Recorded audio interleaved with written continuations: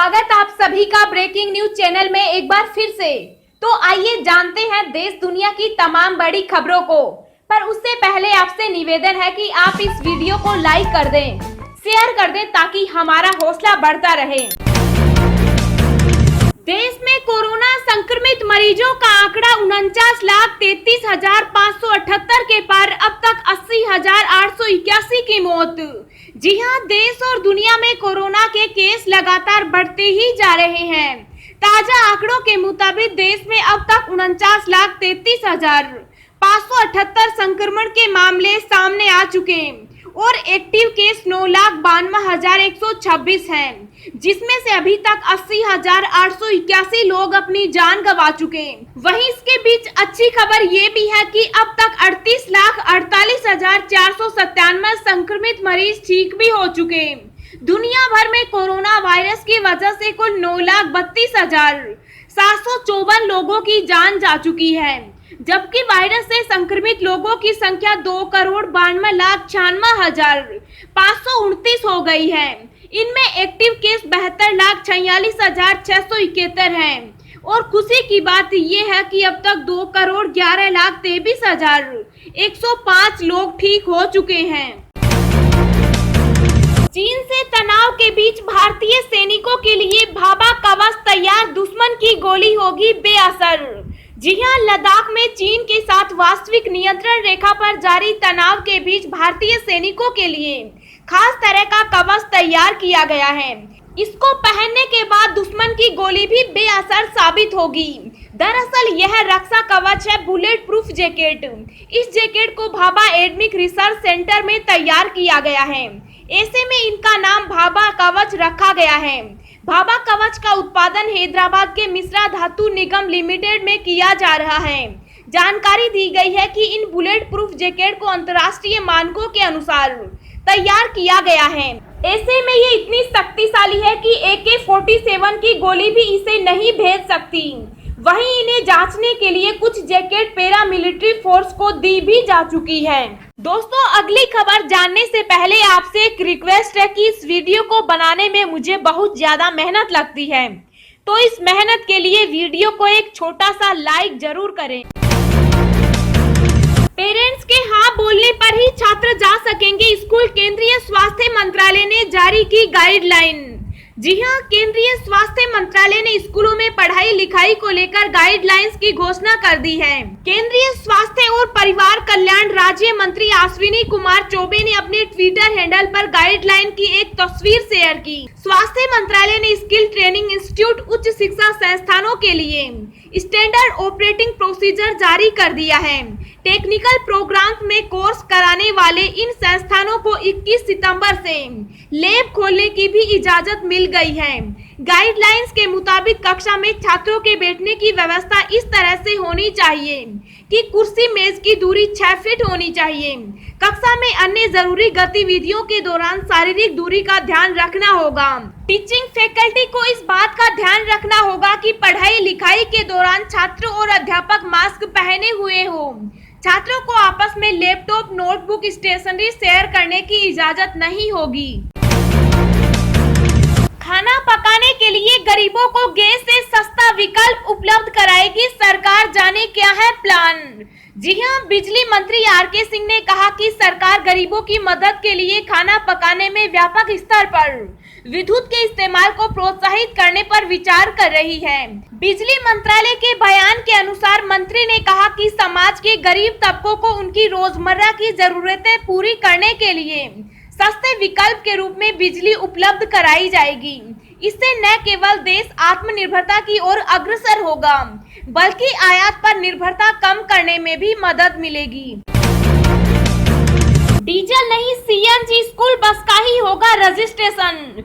जी हां, शहर की हवा को प्योर करने के लिए शासन की तरफ से कवायद शुरू कर दी गई है। शहर की हवा में जहर घोलने वाले वाहनों पर अंकुश लगाने के लिए शासन ने सबसे पहले स्कूलों को फरमान भेजा है। शासनादेश के अनुसार अब स्कूल में चलने वाली डीजल नहीं बल्कि CNG बसों का ही रजिस्ट्रेशन RTO में होगा। इस आदेश के बाद स्कूल प्रबंधन टेंशन में है। अब साल के आखिर तक उठा सकेंगे इस उच्च ब्याज दर वाली स्कीम का लाभ, जानिए मुख्य बातें। जी हां, भारतीय स्टेट बैंक ने सीनियर सिटीजन्स के लिए स्पेशल एफडी स्कीम को आगे बढ़ा दिया है।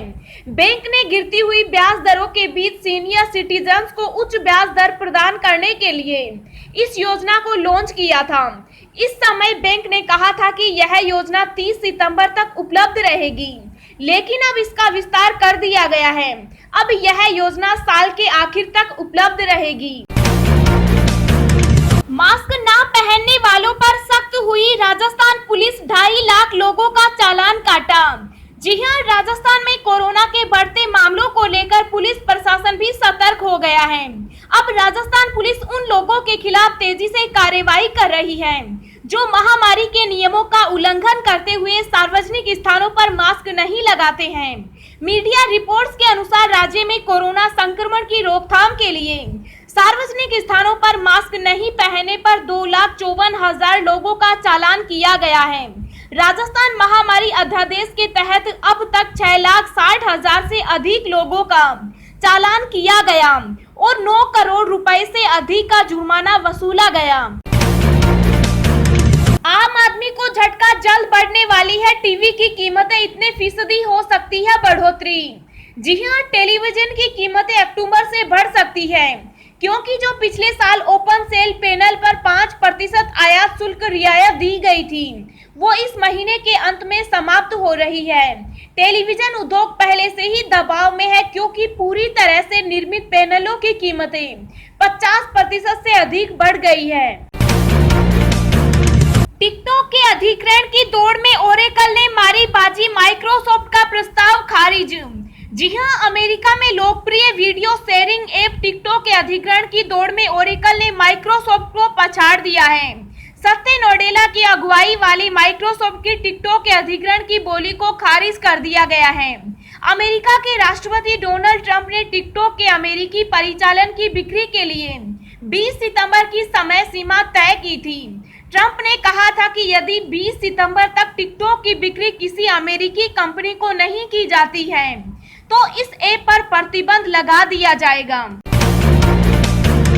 यात्रा के दौरान वीडियोग्राफी करने पर संबंधित एयरलाइन की 2 सप्ताह के लिए निलंबित होगी उड़ान। जी हां, इस सप्ताह कंगना रनौत की चंडीगढ़ से मुंबई की इंडिगो फ्लाइट में मीडिया चैनलों के बीच मची अफरा तफरी और फ्लाइट के भीतर की गई वीडियोग्राफी को ध्यान में रखते हुए एविएशन रेगुलेटर नागर विमानन महानिदेशक ने कहा कि किसी भी यात्री विमान में एयरक्राफ्ट नियम 1937 के नियम 13 के उल्लंघन के मामले में उस विशेष मार्ग के लिए संबंधित एयरलाइन की उड़ान अगले दिन से 2 सप्ताह के लिए निलंबित कर दी जाएगी। यह नियम उड़ानों में फोटोग्राफी और वीडियोग्राफी की शर्तों से संबंधित है, यानी अब से अगर किसी नियमित यात्री उड़ान में इसका उल्लंघन होता है तो उस मार्ग पर विमान सेवा कंपनी का शेड्यूल 2 सप्ताह के लिए निलंबित कर दिया जाएगा। दरअसल विमान के अंदर बिना अनुमति फोटोग्राफी पहले से निलंबित है, लेकिन इसके बावजूद कंपनियां इस नियम को लागू करने में विफल रही हैं। यूजीसी नेट की परीक्षा टली, जाने नई तारीख और अन्य डिटेल। जी हां, नेशनल टेस्टिंग एजेंसी एनटीए ने यूजीसी नेट परीक्षा 2020 को टाल दिया है। इसके लिए नोटिस जारी कर दिया गया है। अब परीक्षा 24 सितंबर 2020 से आयोजित की जाएगी। पहले यह परीक्षा 16 सितंबर से आयोजित की जानी थी, जिसे अब 1 हफ्ते के लिए आगे बढ़ा दिया गया है। एडमिट कार्ड्स के बारे में जानकारी आधिकारिक वेबसाइट पर रिलीज कर दी जाएगी। अब हम आपको अगले 24 घंटों के संभावित मौसम पूर्वानुमान के बारे में बता रहे हैं। अगले 24 घंटों के दौरान दक्षिणी तटीय आंध्र प्रदेश, तेलंगाना, उत्तरी आंतरिक कर्नाटक, उप हिमालय, पश्चिम बंगाल, सिक्किम, असम और मेघालय में मध्यम से भारी बारिश की गतिविधियां बरकरार रहने की संभावना है। दक्षिणी कोंकण, गोवा, तटीय कर्नाटक, पूर्वी और उत्तर पूर्वी बिहार, विदर्भ, मराठवाड़ा, अंडमान व निकोबार द्वीप समूह है तथा अरुणाचल प्रदेश में कुछ स्थानों पर हल्की से मध्यम बारिश के बीच 1-2 स्थानों पर भारी वर्षा भी हो सकती है। केरल, तमिलनाडु, रायलसीमा, मध्य प्रदेश, गुजरात, छत्तीसगढ़, ओडिशा, गंगेय पश्चिम बंगाल और पूर्वी उत्तर प्रदेश में कुछ स्थानों पर हल्की बारिश के साथ 1-2 स्थानों पर मध्यम बौछारें गिर सकती हैं। उत्तर भारत में उत्तराखंड को छोड़कर शेष सभी राज्यों में बारिश के आसार नहीं हैं। उत्तराखंड में 1-2 स्थानों पर वर्षा हो सकती है।